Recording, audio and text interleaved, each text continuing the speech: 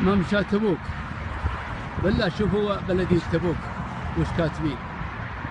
والله شكل اللي كتب اللوحة هذه انه ما عرف الممشى. ها مسار إناث هذا، واحنا نعرف انه للرجال ذا، لكن ما ادري وين المخ.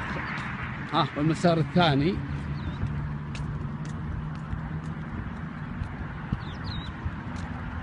والمسار الثاني هذا مسار عوائل.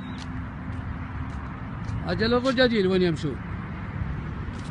ما أدري والله اللي كتب اللوحة هذه. يا بلدية تبوك بالله شوفوا اللوحات هذه، بالله هذه فيها غلط والله. مسار إناث ومسار عوائل، وكل العوائل إناث ورجال، يعني هذا الله نشوف فيه غلط.